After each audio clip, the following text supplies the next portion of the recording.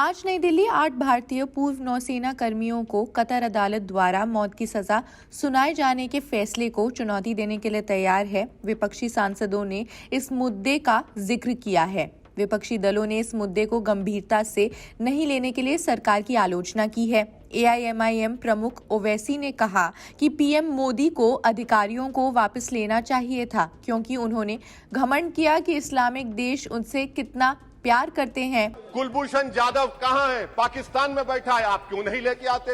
आप विश्वगुरु कहते हैं, कुलभूषण जाधव को भूल गए आप।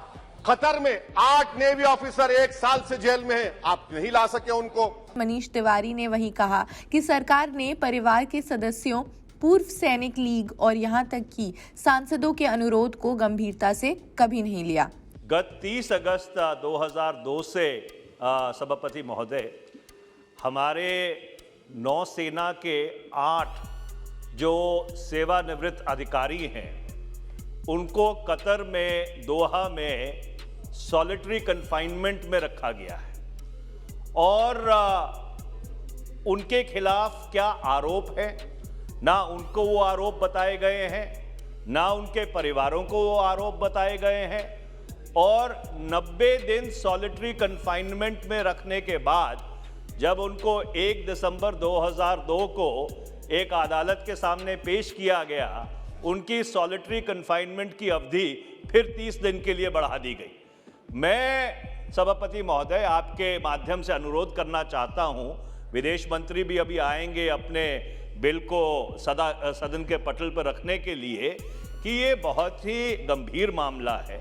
हमने 4 दिसंबर 2002 को नेवी डे मनाया है और ऐसी परिस्थिति में एक पड़ोसी देश में हमारे 8 सेवानिवृत्त नौसेना के अधिकारी अगर 120 दिन से ज़्यादा सॉलिटरी कन्फाइनमेंट में हों और ना उनको बताया गया, ना उनके परिवारों को बताया गया और शायद भारतीय दूतावास को भी नहीं बताया गया कि उनके खिलाफ क्या आरोप है, ये बहुत ही एक दुर्भाग्यपूर्ण बात है। मैं आपके माध्यम से सरकार से अनुरोध करना चाहता हूं कि कतर की सरकार के साथ इस मामले को तुरंत उठाया जाए और ये जो 8 लोग हैं इनको रिहा कराकर हिंदुस्तान वापस लाया जाए। बहुत धन्यवाद। कांग्रेस नेता जयराम रमेश ने कहा कि कतर में भारतीय नौसेना के 8 पूर्व अधिकारियों से संबंधित अत्यंत दुखद घटनाक्रम का भारतीय राष्ट्रीय कांग्रेस ने बेहद दुख, पीड़ा और अफसोस के साथ संज्ञान लिया है। हम आशा और अपेक्षा करते हैं कि भारत सरकार कतर सरकार के साथ अपने राजनयिक और राजनीतिक प्रभाव का जितना अधिक से अधिक हो सके उपयोग करेगी, ताकि ये सुनिश्चित किया जा सके कि अधिकारियों को अपील करने में भरपूर सहारा मिले। साथ ही उन्हें जल्द से जल्द रिहा करने के लिए भी हर संभव प्रयास किए जाए।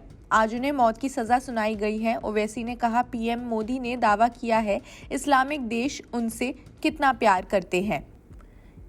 अधिकतम प्रयास करें कि अधिकारियों को अपीलों का पूरा सहारा मिले और उन्हें जल्द से जल्द रिहा करने की भी पूरी कोशिशें की जाए। कांग्रेस ने मौत के फैसले पर अपने बयान में ये कहा।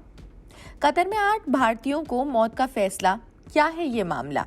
8 पूर्व नौसेना कर्मी, 7 अधिकारी और 1 नाविक Al Dahra global technology and consultancy services के लिए काम कर रहे थे, जो ओमान वायुसेना के एक अधिकारी के स्वामित्व यानी कि इंडिपेंडेंट निजी कंपनी थी, जो कतर के सशस्त्र बलों और सुरक्षा एजेंसीज को प्रशिक्षण और अन्य सेवाएं प्रदान करती थी। उन्हें अगस्त 2022 में गिरफ्तार किया गया था और गोपनीयता के कारण उनके खिलाफ आरोप कभी घोषित नहीं किए गए थे, लेकिन इसे जासूसी माना जाता है। 8 भारतीयों की गिरफ्तारी के बाद कंपनी ने दुकान बंद कर दी। उनकी जमानत याचिकाएं खारिज होती रहीं और उन्हें अपने परिवारों से तब तक मिलने की अनुमति नहीं दी गई जब तक कि भारत ने हस्तक्षेप नहीं किया और राजनयिक पहुंच नहीं मिल गई। नई दिल्ली ने फैसले पर गहरा आघात व्यक्त किया और कहा कि वो सभी कानूनी विकल्प तलाशेगा। खैर, इस खबर में बस इतना ही। बाकी देश दुनिया की खबरों के लिए भी जुड़े रहिए जनसत्ता के साथ। शुक्रिया।